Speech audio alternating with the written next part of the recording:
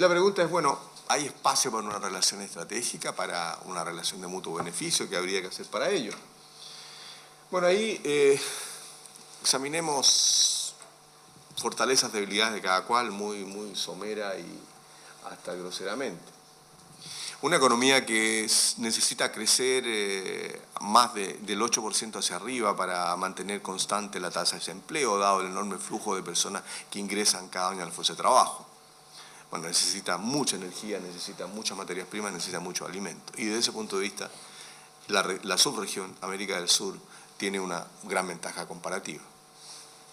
En segundo lugar, no menos importante, China necesita limitar las acusaciones antidumping que le puedan hacer a sus productos. Y también necesita prevenir desviación de comercio que la puedan afectar. Y desde ese punto de vista, recordemos que no solo China, sino la mirada asiática es de muy largo aliento. Entonces ellos cuando ingresan a la OMC también se dan cuenta, primero que la ronda Doha avanza muy lentamente, si es que avanza.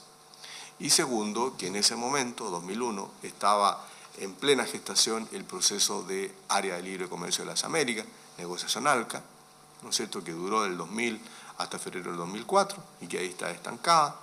Y además, Europa estaba en proceso de negociaciones comerciales con Mercosur y con Chile, y ya tenía un acuerdo con México de libre comercio. Por lo tanto, China inicia también una política de aproximación a acuerdos comerciales, con Chile en primer lugar, con Perú y ahora con Costa Rica. Y también, en el marco de esas negociaciones, una de las peticiones que hace China para iniciar la negociación, o petición que hace para fortalecer el vínculo, es que se la reconozca como economía de mercado. Y eso qué relevancia tiene cuando China ingresa a la OMC en el 2001, es sometida a un tratamiento que ellos llamaron de segundo orden, en el sentido que se le aplica una normativa que había quedado heredada de las ex economías soviéticas que se iban vinculando al GATT o posteriormente a la OMC, en virtud de la cual, que significaba tratarlas como economía en transición, en virtud de lo cual, cuando había una acusación antidumping contra un producto proveniente de estas economías, como no eran economía de mercado, eran economía en transición, los precios que las autoridades de ese país daban no eran creíbles, no eran pertinentes, y por lo tanto se tomaba el mismo producto, pero de un país de economía de mercado. Y claro, ahí el país podía tomar cualquiera y podía tomar obviamente el precio de productos en países donde los salarios fueran sustancialmente más altos. Y producto de eso entonces la sobretasa que se aplica a ese país, eventualmente acusado de dumping, puede ser altísimo. Con lo cual, los productos chinos podían tener sobretasas arancelarias de 500 o 600%. Entonces China dice, si usted quiere ser amigo mío, reconózcame como economía de mercado. Con lo cual, ese país se autolimita en la posibilidad de acudir a este mecanismo y por lo tanto lo tiene que tratar como una economía de mercado. Por lo tanto, el precio que las autoridades chinas digan será el precio de referencia para hacer el análisis. Ahora aquí hay bastante ambigüedad en este plano porque la Unión Europea ha reconocido a Rusia su carácter de economía de mercado hace varios años y no reconoce el carácter chino. Y ahí, bueno, quien conozca la historia de Rusia y China dirá la verdad, ¿no es cierto? Mercado, en fin. Y empieza a haber también una otra dimensión, y es que, claro, China empieza a acumular reservas internacionales a una tasa espectacular. Al mes de marzo superó el nivel de los 3 trillones, en español 3 billones de dólares, y con una rentabilidad tan baja como la de los bonos del Tesoro norteamericano y durante muchos años. Ahí hay una pérdida importante de recursos en virtud también de mantener el precio del yuan, de las operaciones de cambio y de compensación monetaria, que eso significa hay una pérdida importante cada mes. Y por lo tanto necesita dar salida a sus reservas internacionales y es por eso que se ha venido acentuando un proceso ya desde hace unos 3-4 años de el llamado go out, el ir afuera, salir, invertir en el exterior. Y hay un proceso activo y creciente de internacionalización de empresas chinas y de bancos chinos. Y por último, no menos importante, hay una política global de alianza sur-sur que pretende darle cierta gobernabilidad a la globalización. Los debates que hay en China respecto del actual momento de la economía mundial y su perspectiva es muy intenso, muy activo. Ellos se dan cuenta que son parte fundamental en la explicación de la evolución, pero también se dan cuenta que las complejidades asociadas son tales que recuerdan siempre la máxima de, creo que eran 7 frases de Deng Xiaoping, y una de ellas es siempre tranquilo por las piedras, tranquilo por las piedras, tranquilo por las piedras. No tomar decisiones apresuradas, siempre ir evaluando lo que hacen los otros, no elevar mucho el perfil. Y claro, en el G20 China no es el vociferante, China no es el activo, China escucha, China escucha, China escucha, China escucha. Se dan cuenta que los desafíos asociados a la reforma del sistema monetario, financiero internacional, a la gobernabilidad de la globalización son tales que dicen, mire, no es nuestro momento aún, hay que esperar, hay que esperar, hay que esperar. Por lo tanto, la relación con África, con América Latina, es fundamental para dar cierta gobernabilidad a la globalización. Y ahí, finalmente, hacerle propaganda un artículo que acabo de publicar con mi ex jefe, con Ricardo Lago, sobre estos temas. La conclusión que uno puede sacar es que a estas alturas no hay ningún tema de la economía mundial que uno pueda, y hasta de la política, resolver sin Estados Unidos. Pero lo novedoso es que Estados Unidos por sí solo hoy día no puede resolver ningún tema. Y ahí hay un espacio de incertidumbre, de conversación, de negociación, de diálogo que está absolutamente abierto. Es una tremenda novedad. Y por el lado de nuestra región, acceso a un mercado gigante con las mejores perspectivas de crecimiento, necesidad, posibilidad de atraer inversión china en otros rubros, en infraestructura, en manufactura, posibilidad nuestra de invertir en China, en servicios o en las cadenas de valor que se estructuran en torno a China, pero que en realidad son la cadena asiática.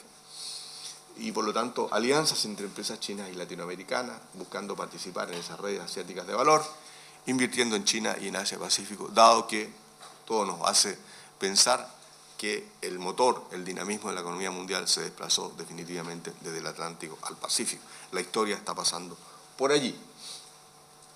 Principales titulares, entonces, voy a ser muy preciso para leer esto, porque un periodista tituló en un medio, cuando yo di esta charla, para la CEPAL, Estados Unidos es más importante que China. Dijo. Casi me muero, lo tengo en el escritorio. No, lo que yo dije, para el crecimiento de América del Sur, hoy día China es más importante que Estados Unidos. O sea, espero que no quede ninguna duda al respecto. Ya la hemos visto, ¿no es cierto? El buen ciclo... Sí, claro. El buen ciclo de precios internacionales de los commodities, por lo menos para el resto de la década. Eso lo firmo. Después es posible, yo creo que la probabilidad es alta. Posible un superciclo, puede ser. Y claro, ahí viene el riesgo, ¿no es cierto? Apoyo excesivo en commodities con bajo valor agregado, atraso cambiario y obstáculo a diversificación exportadora y transformación productiva. Y aquí uno va a los textos y dice, no hay experiencias de desarrollo que no hayan pasado por una diversificación de la base productiva, con la incorporación de tecnología, de innovación, de conocimiento. No hay. Incluso casos como los de Australia, Canadá, Nueva Zelanda, que se han basado en recursos naturales, han ido evolucionando hacia servicios, ingeniería asociada a esos recursos o bienes de capital asociados a esos recursos, ¿no es cierto? Noruega era una potencia pesquera y después terminó vendiendo naves pesqueras y así por el estilo. Entonces aquí el tema no es decir, mire, la maldición de los recursos naturales. Yo no creo en la maldición de los recursos naturales. Yo creo en la maldición de las malas políticas que no permiten aprovechar un boom de recursos naturales.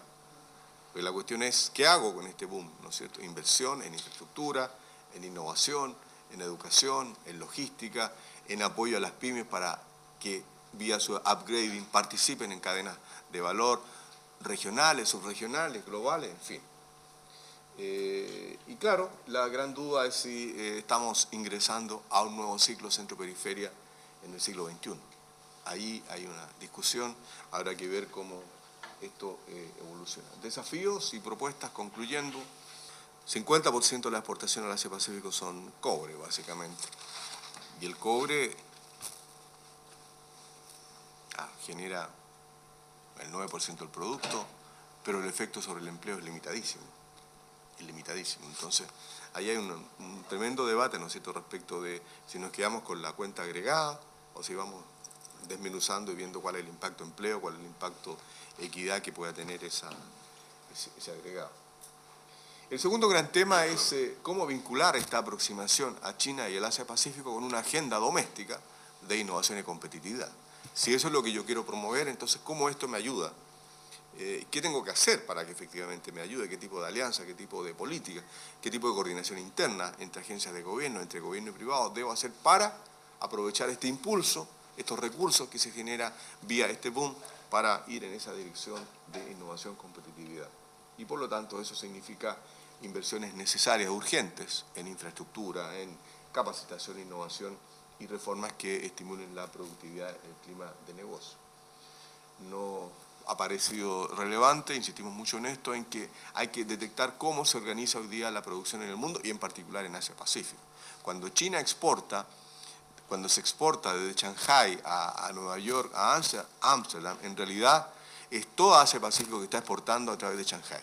¿No es cierto? En el producto chino hay presencia coreana, japonesa, taiwanesa, singapurense, tailandesa, etc. Es una cadena de valor que se estructura. Y la gran diferencia del proceso de integración, en el caso asiático, vis a vis el nuestro, es que la integración allá fue primero productiva y después fue de jure. Después vino la foto y el documento. Nosotros partimos por la foto y el documento y veamos si es que en algún momento nos integramos en la base productiva. Y claro, ahí la tarea es cómo yo ya en la cadena voy ascendiendo en virtud de mi capacidad de innovar, de generar masa crítica, etc. Inversión de América Latina en China y más inversión china en América Latina. Eso es cada vez más posible por este proceso de internacionalización de las empresas chinas. En Telecom hay dos empresas grandes, ¿no? Huawei y ZTE, que están difundiéndose en la región. En automotriz también empiezan estas marcas, memorícenlas porque las van a ver cada vez más, ¿no es cierto? Chery, Geely, BYD, etcétera. Y en materia de infraestructura, yo creo que ahí hay una tremenda oportunidad, pero de nuevo esto requiere que la región se organice, que la región tenga una agenda, que la región interactúe con China en este plan. Una vez que eso vaya avanzando, es necesario superar los costos de transporte, de comunicaciones, de logística asociados, conexiones aéreas, todo ello, pero eso como parte de este plan estratégico. Y finalmente, no menos importante, me parece fundamental contar con una agenda consensuada de aproximación regional o subregional a China y al Asia-Pacífico. Yo tengo la impresión que hasta el día de hoy la sociedad latinoamericana, su clase política, los gobiernos y la academia aún no valoran la dimensión de lo que está aconteciendo. Y por lo tanto no sacan las conclusiones de política respecto del cambio de mundo que estamos enfrentando y lo que habría que hacer para no ser una marioneta movida por el ciclo de la historia, sino tener algo que decir, algo que aprovechar con una visión estratégica, prospectiva en esta dirección. Esta agenda debería ser concordada entre gobiernos de la región, obviamente, pero también entre agencias de gobierno en cada país, concordada en cada país entre gobiernos y actores privados. Si muchas veces el tema de Estados Unidos motivó tanto debate, tener una política frente a Estados Unidos, una agenda, bueno, hoy día hay condiciones como para decir lo mismo frente a China, por los datos que ya tenemos de la economía global. Y esto supone, de manera muy, muy importante, creo yo, empezar a institucionalizar el diálogo de América Latina con China y con Asia-Pacífico. China ya tiene cumbres de alto nivel, presidenciales, primeros ministros, con Asia, África y Europa. solo falta América Latina. China publicó en octubre de 2008 el llamado Libro Blanco de las relaciones entre China y América Latina. Hasta el día de hoy la región no responde. Como decía un amigo, un gesto mínimo de educación es responder las cartas. Esta carta habría que responder. Y hay respuestas individuales, pero no es ni lo que China espera, ni lo que parece más apropiado desde nuestra perspectiva. China organiza las llamadas cumbres empresariales China-América Latina, la organizó China. No fue América Latina, ya vamos en la cuarta. He tenido la oportunidad de conversar con las autoridades chinas que organizan esto respecto a la posibilidad de esta agenda compartida, la necesidad de que China invierta en proyectos de infraestructura, que mejore la conectividad entre nuestros países y por lo tanto mejore tanto la perspectiva del comercio con China como del propio comercio intrarregional, etc. Y en sí, de acuerdo, totalmente, estamos disponibles, pero ¿quién nos presenta los proyectos? ¿Con quién hablo? Me dice. ¿Con quién hablo? ¿Hablo con la OEA? ¿Hablo con la LADI?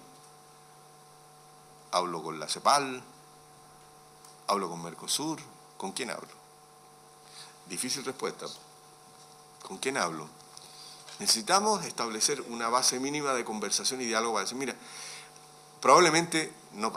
con toda seguridad hay temas que son difíciles para algunos sectores industriales latinoamericanos. Bueno, tener una mesa de diálogo, porque en este caso, a diferencia, en mi percepción, del diálogo con Estados Unidos y quizás con Europa, la dimensión política del diálogo sí tiene relevancia. La visión del mediano plazo sí tiene relevancia. Por lo tanto, es posible llegar a acuerdos, pero se requiere sentarse, se requiere tener una agenda, se requiere tener propuestas. Y para eso es fundamental que la región se articule y tenga la capacidad de conversar. ¿Qué queremos en nuestra relación con China? ¿Qué nos gustaría hacer en la relación con China a 1 año, a 5 años, a 10 años? Y por lo tanto, ¿cómo eso se refleja en mi país? Y a partir de ahí, agenda doméstica de innovación y competitividad incluida, cuáles son las tareas para el gobierno, cuáles son las tareas para los privados y trabajemos en esa dirección. Y ojalá, pego madera, con independencia de los ciclos políticos, porque esta es una tarea de largo aliento. Podrá haber matices cuando llega un gobierno u otro, pero este es un tema de Estado, es un tema de largo plazo, de largo aliento. Creo, sinceramente, que aquí se juega buena parte de las posibilidades de que la región pueda dar un salto y aprovechar este momento expectante. Porque si China sigue creciendo 20 años a estas tasas, nos va a arrastrar. Pero puede ser que ese arrastre signifique que podamos, o algunos de los países puedan, llegar al piso del ingreso por habitante de la OCDE. Pero vamos a estar muy lejos de tener la distribución de ingresos que tienen esos países, la cohesión social que tienen esos países. Por lo tanto, vamos a tener una cosa muy rara, que en general, al no haber, ¿no es cierto?, la cohesión social, se va a expresar inseguridad urbana y otros temas que conocemos muy bien en nuestra ciudad. Muchas gracias. Muchas gracias.